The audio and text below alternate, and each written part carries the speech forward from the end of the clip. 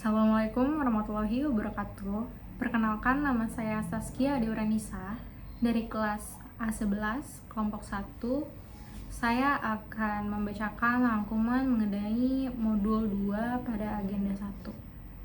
Materi ini membahas tentang pengelolaan konflik kepentingan dan teknik analisis isu kontemporer dalam konteks ASN. Tujuan pembelajaran adalah agar peserta mampu memahami konflik kepentingan serta menganalisis isu-isu yang muncul secara profesional dalam pelaksanaan tugas. Konflik kepentingan merupakan kondisi ketika pejabat memiliki kepentingan pribadi yang dapat mempengaruhi objektivitas dalam pengambilan keputusan. Hal ini menjadi penting karena konflik kepentingan dapat menjadi awal terjadinya korupsi dan penyalahgunaan wewenang. Konflik kepentingan terbagi menjadi dua, yaitu konflik aktual yang terjadi secara nyata dan konflik potensial yang kemungkinan terjadi di masa depan. Selain itu, dibahas juga mengenai isu kontemporer, yaitu masalah yang sedang hangat dibicarakan di masyarakat seperti korupsi, cybercrime, hoax, bullying, dan penyalahgunaan wewenang. Isu-isu ini diklasifikasikan menjadi 3 jenis, yaitu current issue atau isu yang sedang ramai dan perlu segera ditangani, emerging issue atau isu yang mulai berkembang, dan potential issue atau isu yang berpotensi muncul di masa depan.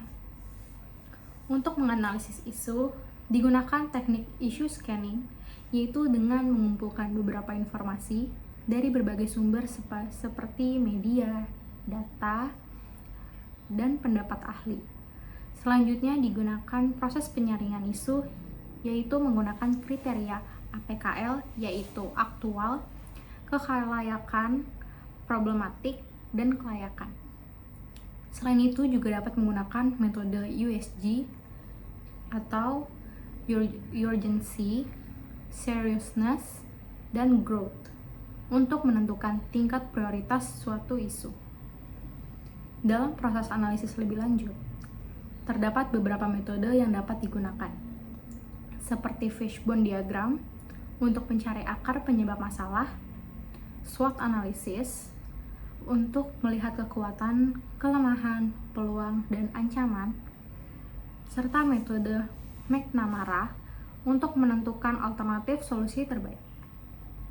Tahap akhir dari analisis adalah menyusun gagasan kreatif, menentukan kegiatan, serta menghasilkan output yang dapat menyelesaikan isu secara efektif. Semua proses ini harus dilakukan dengan nilai-nilai dasar ASN seperti akuntabel, kompeten, harmonis, loyal, adaptif, dan kolaboratif. Kesimpulannya, pengelolaan konflik dan analisis isu merupakan kemampuan penting bagi ASN agar dapat mengambil keputusan secara objektif, profesional, dan berintegritas dalam menghadapi berbagai permasalahan yang berkembang di masyarakat. Terima kasih. Wassalamualaikum warahmatullahi wabarakatuh.